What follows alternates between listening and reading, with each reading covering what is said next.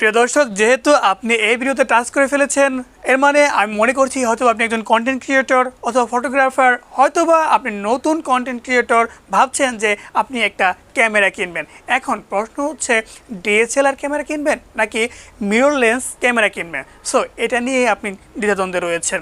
আমি চাইবো যে আপনি প্রথম থেকে শেষ পর্যন্ত ভিডিওটা দেখেন, তাহলে এই দুইটা বিষয়ের সুবিধা অসুবিধা আপনি জানতে পারবেন। আসসালামু আলাইকুম, স্বাগতম ভ্যারিয়েশন থেকে, সঙ্গে আছি আমি আশিকুর রহমান।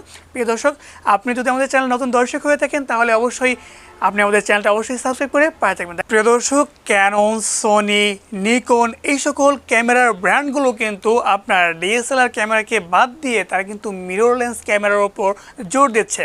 কেন দিচ্ছে? ডিএসএলআর মানে হচ্ছে digital single lens reflex camera, অর্থাৎ এর মানেই হচ্ছে ডিএসএলআর। প্রিয় দর্শক, ডিএসএলআর এর সবচেয়ে বড় সমস্যা হচ্ছে ভিউ ফাইন্ডার দিয়ে ছবি তোলার পর ডিসপ্লেতে বারবার দেখতে হয়। এর অবশ্য কিছু কারণও রয়েছে, যেটা হচ্ছে সাবজেক্ট থেকে যখন আলো লেন্সে পড়ার পর সেটা মিরর লেন্স বা একটা আয়নার উপরে পড়ে, সেটা প্রতিফলিত হয়ে প্রিজম হয়ে ভিউ ফাইন্ডারে আসে। আমরা তারপরে এটাকে কিন্তু দেখতে পারি। সহজ ভাষায় আমি কিন্তু বুঝিয়ে দিলাম। সমস্যাটা হলো ইমিডিয়েট আমরা বুঝতে পারি না যে ছবিটা কি ভালো হয়েছে নাকি খারাপ হয়েছে। তাই ছবি তোলার পর, অর্থাৎ ডিএসএলআর দিয়ে ছবি তোলার পর বারবার কিন্তু ডিএসএলআর এর ডিসপ্লের মধ্যে তাকাতে হয়, কারণ হচ্ছে এই এনভায়রনমেন্টটা কিন্তু সবসময় থাকবে না, আর যার ফলে আপনাকে একটা বড় ধরনের বিড়ম্বনার মধ্যে পড়তে হয় ডিএসএলআর দিয়ে ছবি তোলার সময়। এছাড়া ডিএসএলআরের বড় ধরনের সমস্যা হচ্ছে ডিএসএলআর দেখতে অনেক বড় হয়, ভারী হয়, ক্যারি করতে সমস্যা হয়। পাশাপাশি কিন্তু আপনার ডিএসএলআরকে কন্ট্রোল করাও একটু সমস্যা রয়েছে। আপনি যদি প্রফেশনাল ভিডিওগ্রাফার বা ফটোগ্রাফার না হন তাহলে ডিএসএলআর ব্যবহার করা আপনার জন্য একটু বিড়ম্বনার কারণ হতে পারে। প্রিয় দর্শক, কিন্তু মিরর লেন্স ক্যামেরা দিয়ে ছবি তুললে সেটা অ্যাকুরেট আসে। এর একমাত্র কারণ হচ্ছে যে মিরর, আমরা যাকে আয়না বলছি, যেটার মধ্যে প্রতিফলিত হয়ে কিন্তু আমরা ডিএসএলআর ক্যামেরার মধ্যে আমরা ছবিটা দেখতে পাই।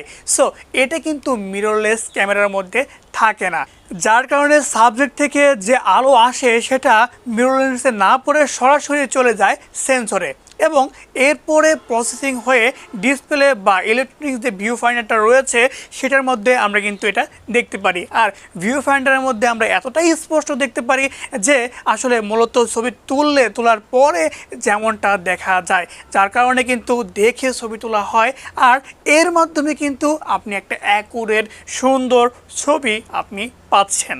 এই ক্ষেত্রে কিন্তু ডিএসএলআর চাইতে আপনার মিররলেস ক্যামেরাগুলো সবচাইতে বেশি এগিয়ে। এছাড়া মিররলেস ক্যামেরা কিন্তু অনেক হালকা হয়, এর ক্যারি করা কিন্তু সহজ, পাশাপাশি এর লেন্সও হালকা হয়, এবং এতে ছবি তুলতেও কিন্তু খুব সহজ পন্থা রয়েছে। দর্শক, আপনি এখন বলতে পারেন যে কোম্পানিগুলো কেন মিররলেস ক্যামেরা বাদ দিয়ে আপনার এখন পর্যন্ত ডিএসএলআর ক্যামেরা কিছু কিছু বের করছে। এর একটাই কারণ হচ্ছে যে কোম্পানিগুলো চায় না যে কোম্পানিগুলো সহজে এত তাড়াতাড়ি ধসে পড়ুক, কারণ বর্তমান সময় ডিএসএলআর ক্যামেরা কিন্তু অনেক মানুষের হাতে চলে গিয়েছে, যার ফলে তাদের লেন্সের প্রয়োজন হবে এবং এই লেন্সগুলো কিন্তু কোম্পানির বিক্রি করতে হবে। সো লেন্সের কারণে এবং ডিএসএলআর ক্যামেরার যে কাস্টমারগুলো রয়েছে তাদেরকে কনভার্ট করে, যেমন আপনার ক্যানন রয়েছে, ক্যানন কিন্তু আপনার তারা আস্তে আস্তে মিরর লেন্সের দিকে যাচ্ছে। সো একবারে যদি তারা চলে যায় তাহলে তারা অনেক কাস্টমার হারাবে, তাদের প্রতিষ্ঠান ধসে পড়তে পারে, এবং যেই সকল ক্যামেরাগুলো সেল হয়েছে এবং সেগুলোর যে আপনার লেন্স প্রয়োজন রয়েছে সেই লেন্সগুলো যাতে তারা বিক্রি করতে পারে এবং তাদের কোম্পানির যাতে ধস যাতে না নামে, এবং বাজারটাকে ধরে রাখার কারণে কিন্তু এত সুবিধার কারণে, অর্থাৎ মিররলেস ক্যামেরা এত সুবিধা থাকার কারণেও ডিএসএলআর ক্যামেরা তারা এখনও কিন্তু রিলিজ করছে। মিররলেস ক্যামেরার মধ্যে যদি ডিএসএলআর ক্যামেরার লেন্সগুলো ব্যবহার করতে চায় তাহলে কিন্তু তাদেরকে একটা অ্যাডাপ্টার ব্যবহার করতে হবে। সো এতে কিন্তু একটা বিড়ম্বনা আছে। কি বিড়ম্বনা? যে আপনি একটা মিররলেস ক্যামেরা কিনছেন যাতে এটার ওয়েট হালকা থাকে, পাশাপাশি এটা কিন্তু যাতে ক্যারি করতে সহজ হয়। সো আপনি যখন একটা মিররলেস ক্যামেরার মধ্যে একটা অ্যাডাপ্টার ব্যবহার করবেন, তারপর একটা লেন্স ব্যবহার করবেন, তাহলে কিন্তু এটা আবার সেই পুনরায় প্রায় ডিএসএলআর ক্যামেরার মতোই অনেকটা ভারী হয়ে যাচ্ছে। দর্শক, যেহেতু ডিএসএলআর ক্যামেরার বাজার কিন্তু মিররলেস ক্যামেরা দখল করে নিচ্ছে, সো আপনি যদি আমার কাছে জানতে চান যে আসলে ভাই আমি কোন ক্যামেরাটা নিতে পারি, ডিএসএলআর ক্যামেরা নিব নাকি মিররলেস ক্যামেরা ইউজ করব, সো যেহেতু সামনে আপডেট আসছে, সো আপনার এই মুহূর্তে ডিএসএলআর না নিয়ে আপনি যদি আর্থিক অবস্থা ভালো থাকে তাহলে কিন্তু আপনি মিররলেস ক্যামেরা কিন্তু ব্যবহার করতে পারেন বা কিনতে পারেন।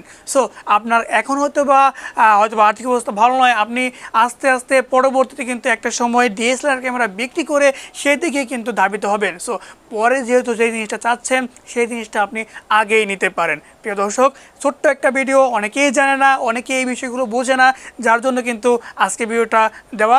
আজকে ভিডিও যদি ভালো লাগে অবশ্যই একটা লাইক দিন, কমেন্টে মতামত জানাবেন এবং ভ্যারিয়েশনটিকে পাশে থাকার জন্য অবশ্যই সাবস্ক্রাইব করবেন। দেখা হচ্ছে পরবর্তী কোনো ভিডিওতে।